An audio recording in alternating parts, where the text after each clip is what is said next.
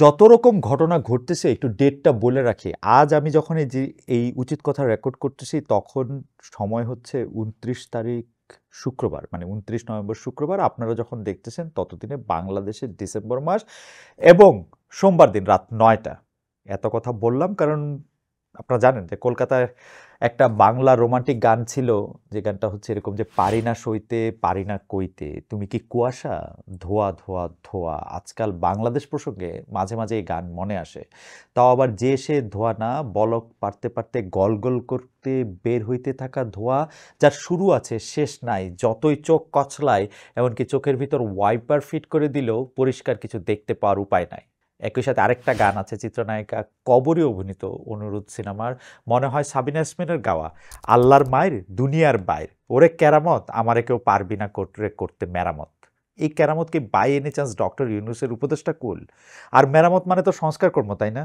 সাধে কি আর কবি সাহিত্যিক এমনকি লিরিসিস্টদেরও ভবিষ্যৎদ্রষ্টা বলা হয়? ভাইরে ভাই, অবস্থাটা দেখেন। মাত্র কয়েকদিনের মধ্যে কত কিছু ঘটে গেল। কলেজে কলেজে ছাত্রদের মারামারি, পুরান ঢাকা যাত্রাবাড়িতে কুরুক্ষেত্রই তো না, নাকি এটা কুরুক্ষেত্র ছাড়া আরো বেশি কিছু আল্লাহ জানে। কুরুক্ষেত্র একেবারে। ইউনিভার্সিটিতে হামলা, হাসপাতালে হামলা, রাস্তা অবরোধ, ট্রেনের যাত্রীদের ওপর হামলা, রিক্সা চালকদের আন্দোলন, শ্রমিকদের বিক্ষোভ। এরকম গিট্টু লাগছে যে জুয়েলাইচ এসেও ছাড়াতে পারবে না। কেরামতের সব কেরামত ফেল। আবার আবু মোস্তফা আমিন নামের লোকটার কারবার দেখেন। সে নাকি বিভিন্ন আমলে বিভিন্ন রাজনৈতিক দলের পক্ষ থেকে মাঠে নামছে, নিজেও চেষ্টা করেছে রাজনীতিতে খেল দেখাতে, সেখানে সুবিধা করতে পারে নাই। ১-১১ সময়ও তার নানান কীর্তিকলাপ ছিল। এইবার বিভিন্ন গ্রামে গ্রামে কোথাও এনজিও কর্মী, তো কোথাও স্কুলের মালিক, এরকম যাদের এই রুট লেভেলে কিছু পরিচিতি আছে তাদেরকে হাত করেছে। তার ভাড়া করা লোকেরা জনে জনে লিফলেট বিলি করছে এই লোকের ছবিসহ অহিংস গণ অভ্যুত্থান বাংলাদেশের পক্ষ থেকে। লিফলেটের লেখা বিনা সুদে বিনা জামানতে ১ লাখ থেকে ১ কোটি টাকা পর্যন্ত পুঁজি পেয়ে দারিদ্র্য মুক্তিতে আগ্রহী সর্বস্তরের জনগণকে অবস্থান কর্মসূচিতে অংশগ্রহণের আহ্বান জানাচ্ছি। তারা গ্রামের মানুষদের বুঝিয়েছে যে হাসিনা যত টাকা চুরি করেছিল ডক্টর ইউনূস সব ফেরত দিয়ে আসছেন। হাসিনা যত টাকা চুরি করেছিলেন ডক্টর ইউনূস তার সব ফেরত নিয়ে আসছেন। আর এখন সেই টাকা সবার মধ্যে বিলি করবেন ক্ষুদ্র ঋণ হিসাবে। যেহেতু ডক্টর ইউনূসের নাম বলা হয়েছে, তারা বিশ্বাস করেছে এবং এই আশ্বাসে রোববার রাত থেকেই বাংলাদেশের বিভিন্ন এলাকা থেকে বাস ট্রাক ভর্তি হয়ে মানুষজন আসতে শুরু করেছে শাহবাগের দিকে। সোমবার সকাল পর্যন্ত ৩০০-র বেশি বাস আর মাইক্রোবাস আটক করেছে পুলিশ। শুধু মোস্তফা আমিনের ছবিওয়ালা সেই লিফলেট সম্বল করে তারা শাহবাগে উপস্থিত। এই প্রলোভনের শিকার মানুষেরা প্রায় সবাই নিম্ন আয়ের মানুষ। শাহবাগে আসার পরে কি হবে কেউ তারা জানতো না। শুধুমাত্র ঋণ পাওয়ার জন্যই যাওয়া বা এ জমায়েত, শুধু ঋণ পাওয়ার জন্য। এমনকি ১,০০০ টাকা করে রেজিস্ট্রেশন ফি ভরতে হয়েছে বলে জানিয়েছেন অনেকেই। বোঝেন অবস্থা। এই হচ্ছে বাংলাদেশের জনগণ। তাদের একটা লিফলেট আর কিছু ভুজুং ভাজুং দিয়ে বিশ্বাস করায় ফেলা যায় যে শাহবাগের উপর বস্তা বস্তা টাকার বৃষ্টি হবে। একটা গল্প বলি। মানে আমরা ছোটবেলা থেকে এই গল্প শুনে আসতেছি, কিন্তু গল্পটা আমাদের সাথে আমরা খুবই রিলেট করতে পারি। বার্ষিক পরীক্ষা শেষে ছেলে বাসায় ফেরার পরে মা জানতে চাইলো, কিরে আজকে তো রেজাল্ট দিছে? ছেলে বলে যে হুঁ। তো মা বলতেছে পাস করছোস? ছেলে বলতেছে আবার পাসও? তো মা বলতেছে তুই কি ফেল করছিস? ছেলে বলতেছে আবার ফেইলও?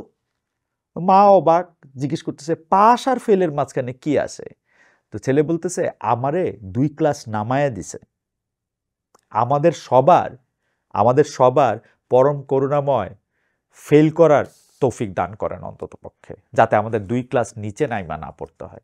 হ্যারি পটার গল্পে ৩টা ক্ষমারযোগ্য কার্স বা বশীকরণ মন্ত্রের কথা বলা আছে। তার মধ্যে একটার নাম হচ্ছে ইম্পেরিও।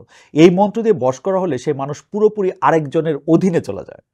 তখন তারে দিয়ে যা খুশি তাই করানো যায়। সে নিজের থেকে কিছু চিন্তা করতে পারে না।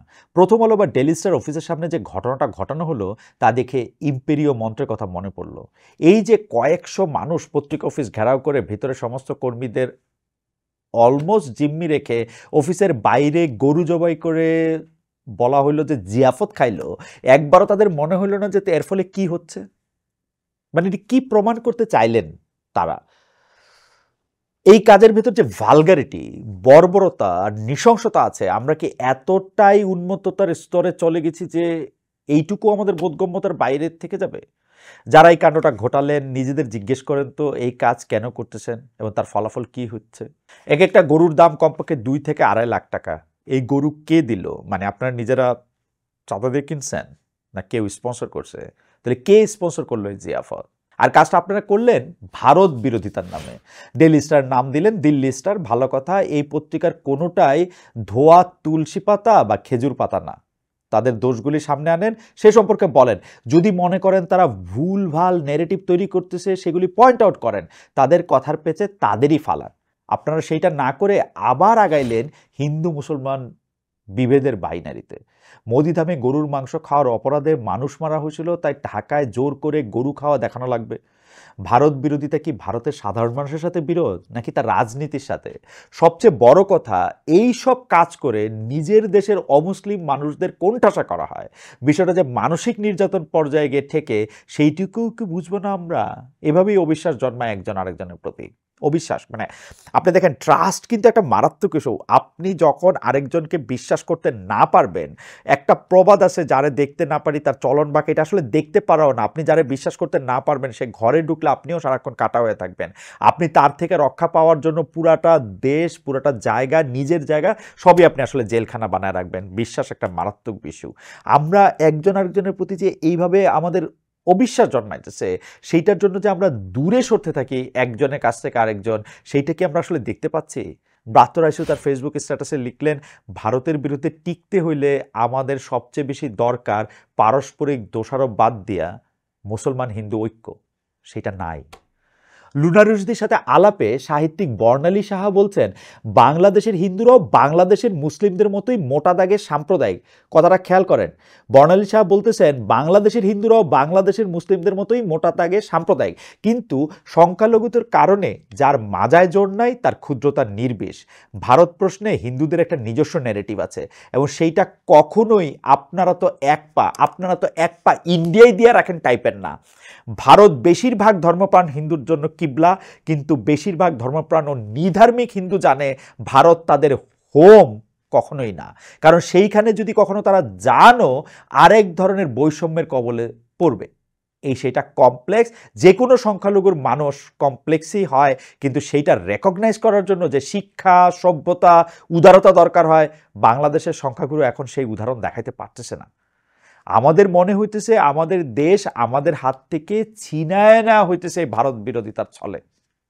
বর্ণালী সাহার বক্তব্য ছিল এতটুক পর্যন্ত। অন্যদিকে আরেকটার দিকে দেখেন, বৈষম্য বিরোধী আন্দোলনের পর শিল্পী দেবাশিস চক্রবর্তীর নাম জানেন না এমন মানুষ কম আছে।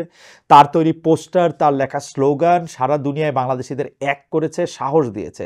দেবাশিস তার ফেসবুক স্ট্যাটাসে বলতেছেন, বাংলাদেশের একজন মুসলমান যেমন সৌদি রাষ্ট্রের সাথে যতই বিরোধ থাকুক মক্কা মদিনাকে এড়াতে পারবেন না, একইভাবে একজন হিন্দুর 12 আনা তীর্থস্থান ভারতে। পূর্বপুরুষদের আত্মার শান্তির জন্য তাদের ভারতেই যেতে হবে এবং স্বাভাবিকভাবেই সেই দেশের প্রতি তার সফট কর্নার থাকবে। কোট করছি তাকে, দালাল বলার আগে সহনাগরিকের সাথে মোলাকাতের সময় এই ব্যাপারগুলি মাথায় রাখা জরুরি। ভূ রাজনীতির বহু জটিল বিষয় বাংলাদেশের জনগণের প্রত্যক্ষ আওতার বাইরে এবং বহু কিছু নির্ধারিত হচ্ছে বাংলাদেশের সীমানার বাইরে থেকে। এমত অবস্থায় পরস্পরের প্রতি সহমর্মী হওয়া ছাড়া এমনকি নিজের অভিযোগ জানানোর সময় নিজের মানুষ হিসাবে কথা বলা জরুরি। কেউ কেউ অন্তর্বর্তীকালীন এই সরকারকে আপৎকালীন সরকার বলেন। আপৎ অর্থ হচ্ছে মানে আপাতত বা টেম্পোরারি অর্থে। আমার কাছে কিন্তু এই সরকার আপদকালীন সরকার। এই আপদকালে যে সরকার দায়িত্বে আসছে এমনিতেই চারপাশের ধাক্কা সামলাতে সামলাতে সে চরকি নাচন নাচতেছে। মরার উপর খাড়ার ঘা মেরে লাভটা কি হইতেছে? যে শ্রম, রিসোর্স, সময় তারা অন্য কাজে লাগাইতে পারতো সেসব খরচ হচ্ছে এই অস্থিতিশীল অবস্থা সামলাইতে। এতে শেষ পর্যন্ত হারতেছে বাংলাদেশ, জিততেছে কে ভাবছেন একবারও? মানে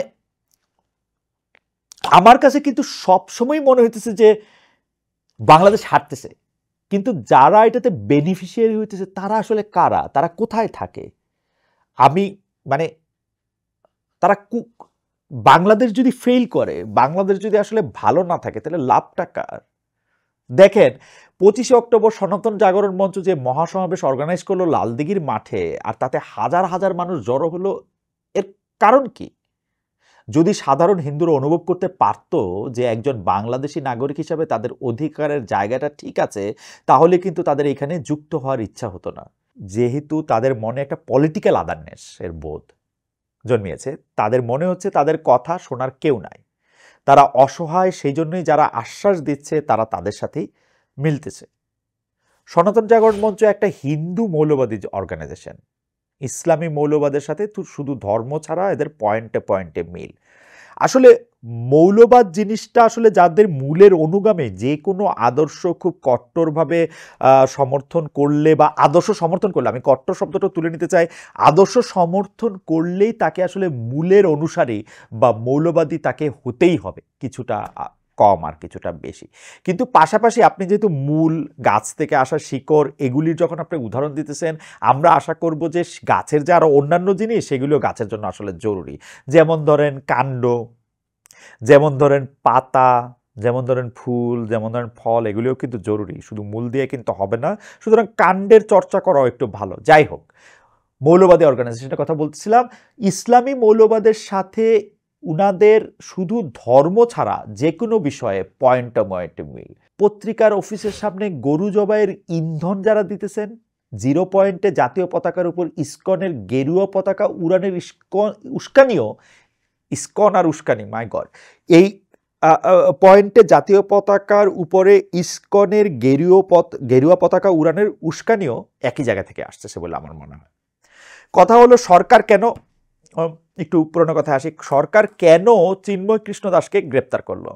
তারা কি মনে করতেছে ইসকনের ঘাড়ে আওয়ামী লীগ শহর হয়েছে? হইতেই পারে। অবশ্যই ইসকনও উনাকে ঘাড়ে নিতে আসলে রাজি না।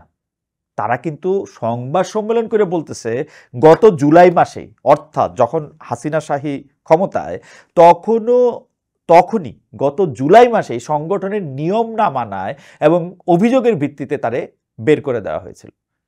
এই গ্রেপ্তারের মাধ্যমে কি ভারতকে কোনো মেসেজ দিতে চাইল সরকার? ভারত যেহেতু কোনো রকম আলোচনায় বসতেছে না, এই গ্রেপ্তারের মাধ্যমে কি এক ধরনের চাপ সৃষ্টি করার চেষ্টা ছিল? মার্জিয়া প্রভার একটা ফেসবুক স্ট্যাটাস দেখি, দিল্লি না ঢাকা, ঢাকা ঢাকা, এই স্লোগানে বিস্ফোরিত হচ্ছে দেশ। ভারতীয় আগ্রাসনের বিরুদ্ধে এই বারুদ বিস্ফোরণ হতোই, কিন্তু কাহিনী হচ্ছে ভারত রাষ্ট্রের আগ্রাসনকে প্রতিহত করতে এই রাষ্ট্র কি করতেছে? বর্তমান উপদেষ্টা সরকার এবং তার সমর্থিত অংশ সারাক্ষণই ভারতীয় সম্প্রসারণ বিরোধী প্রচারণা চালাচ্ছে। সেই প্রচারণায় এই সমর্থিত অংশদের পক্ষ থেকে হিন্দু ধর্মাবলম্বীদের গালাগাল দেওয়া হচ্ছে। আবার প্রশাসন কর্তৃক একজনকে পতাকার অবমাননা মামলার মতো অতি হাস্যকর মামলায় আটকে রাখা হয়েছে। সাম্প্রদায়িক দাঙ্গার উস্কানি দেওয়া হচ্ছে। কিন্তু সত্যিকার অর্থে এই উপদেষ্টা সরকার তার রেটরিক লিপ সার্ভিসের বাইরে গিয়ে ভারত রাষ্ট্রের আগ্রাসনের বিরুদ্ধে কি কি পদক্ষেপ নিয়েছেন? 1, ভারতের সাথে হাসিনা সরকারের গোপন চুক্তি প্রকাশ করা হয়েছে। 2, ভারতের স্বার্থে বানানো রামপাল বিদ্যুৎ কেন্দ্রের কাজ বন্ধ করেছে। 3, আন্তঃনদীর পানির ন্যায্য হিস্যার দাবি তুলেছে। 4, সীমান্তে হত্যা বন্ধে কোনো কঠোর অবস্থান নিয়েছে, ফেলানি সহ সীমান্তে শহীদ হওয়া মানুষের হত্যার বিচারের ব্যবস্থা করেছে। 5, ভারতের সাথে ব্যবসায়িক সম্পর্কে জনস্বার্থে নীতিগত কোনো অবস্থান নিয়েছে। যদি রাষ্ট্র নিজেই ভারতের আধিপত্যের বিরুদ্ধে নতজানু থাকে আর জনগণ দিল্লি না ঢাকা স্লোগানে সীমাবদ্ধ থাকে, তবে ভারতের আগ্রাসনের বিরুদ্ধে সংগ্রাম একখান বালখিল্যতা ছাড়া কিছু না। বলছিলেন মার্জিয়া প্রভা, আপনারা হিন্দু ধর্ম, তাদের সংগঠন ইসকন, এগুলির পিছনে সারাক্ষণ না লেগে থেকে বরং সমর্থিত গণ অভ্যুত্থান সরকারকে বলেন ভারতের আগ্রাসনের বিরুদ্ধে দৃশ্যমান কিছু পদক্ষেপ নিতে। তার কথার কোট শেষ। আমাদের কথা ফিরে আসি। সরকার তো নিশ্চয়ই জানতো চিন্ময় কৃষ্ণকে গ্রেফতারের ফলে বিভিন্ন রকম চাপ আসবে।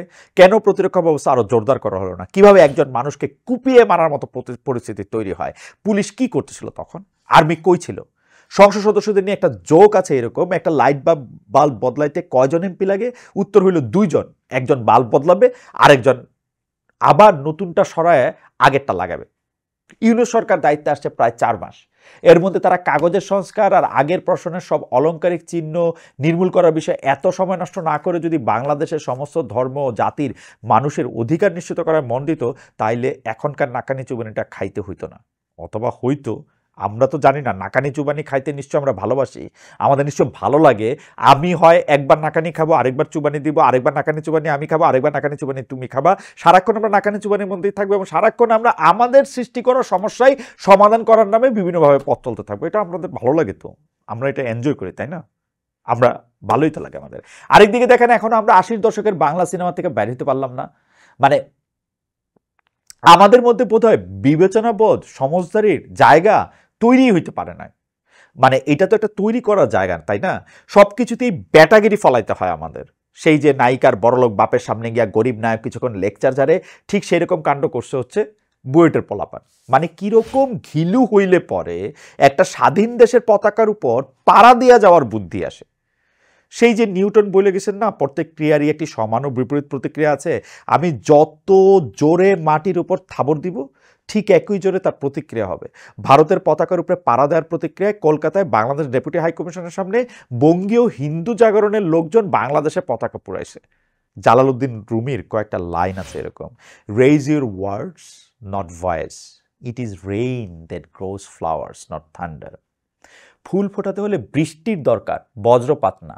এত দুঃখের মধ্যেও যখন দেখলাম আলিফের জানাজায় উপচায় পড়তেছে মানুষ, তার বাবা মানুষকে বলছেন শান্ত থাকতে, এই ঘটনা কেন্দ্র করে যাতে কোনো সাম্প্রদায়িক সন্ত্রাস না তৈরি হয় সেদিকে খেয়াল রাখতে বলছেন। সোশ্যাল মিডিয়াতে বহু মানুষ বহুভাবে বলেছেন ধৈর্য ধরতে, শান্ত থাকতে। তখনও মনে হয় এখনো আশা আছে। যে কোনো ঘটনায় আমাদের প্রতিক্রিয়ার উপরে নির্ভর করে পরের ধাপ কি হবে। আমরা যাতে ধৈর্য, সহমর্মিতা এবং ভালোবাসা নিয়ে পথ চলি, চিন্তা করি এতে লাভ কার হচ্ছে, ক্ষতি কার, যা দেখানো হচ্ছে তার আড়ালে কি চলছে, মুসলিম বনাম হিন্দু এর মধ্যে যাতে না পড়ি। আর আমরা একজন আরেকজনকে যতটা সম্ভব প্রোটেক্ট করা আমাদের কাজ। ভিন্ন মত, ভিন্ন বিশ্বাস নিয়ে পাশাপাশি থাকার মতো ম্যাচুরিটি নিশ্চয়ই আছে আমাদের। যে কোনো অপরাধ সম্পর্কে ইনভেস্টিগেশন এবং অপরাধের শাস্তির দায়িত্ব প্রশাসনের, তারা নিশ্চয়ই তাদের দায়িত্ব পালন করবেন। বর্ণালী সাহার একটা কথা এই শেষ দিকে এসে বলি। তিনি বলছেন মানুষের বিশ্বাসকে সম্মান করতে সংবেদনশীলতা লাগে এবং সবলের সংবেদনশীলতা তাকে আরও সবল করে, উল্টাটা না। যাই হোক, স্ক্রিপ্টের বাইরে গিয়া আপনাদের একটা গল্প বলি। আজকে এমনিও মনটা খুব বেশি ভালো না, যা কিছু হচ্ছে সেইটা আমি মানে আমার বলতেই ইচ্ছা করতেছে যে না, মানে ওই কবিতার লাইনগুলির মতো করে বললে তো ভালো, যে এই মৃত্যু উপত্যকা আমার দেশ না। অতটা খারাপ অবস্থা অবশ্য এখনো হয় নাই, আমি বিশ্বাসও করতে চাই না যে অতটা খারাপ অবস্থা হয়েছে বা হইতে যাচ্ছে। আমি শুধু আপনাদেরকে গল্পটা বলি। সেই গল্পটা হচ্ছে এরকম যে এক বন্ধু বান্ধবদের আড্ডায় একজন আইসা সারাক্ষণ তার মানে আছে না এরকম একটা কথা সে বারবার বলতো, সে সবসময় বলতো যে গল্পই তাকে বলা হোক সে বলতো যে এর চেয়েও খারাপ হইতে পারতো।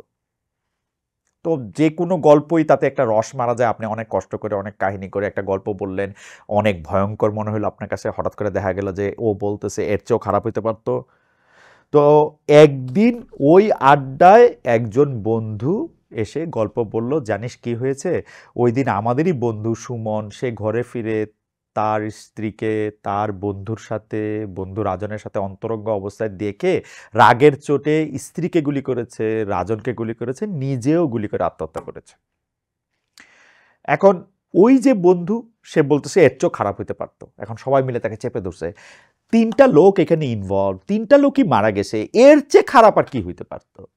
তখন ও ওই ওই ওই ওই এর চেয়ে খারাপ হইতে পারতো বন্ধুটা বলতেছে ঘটনা কি বারের? তখন জবাব আসলো ঘটনা তো হচ্ছে মঙ্গলবারের। তখন ওই বন্ধু বলতেছে ঘটনা যদি শনিবার ঘটতো তাহলে তা আমি মারা যেতাম। সুতরাং এইটা বিশ্বাস করেন যে সবকিছুই এর চেয়েও খারাপ হইতে পারতো। তা আমরা আশায় বুক বাঁধি, আগামী সপ্তাহে আবার দেখা হবে। Thank you.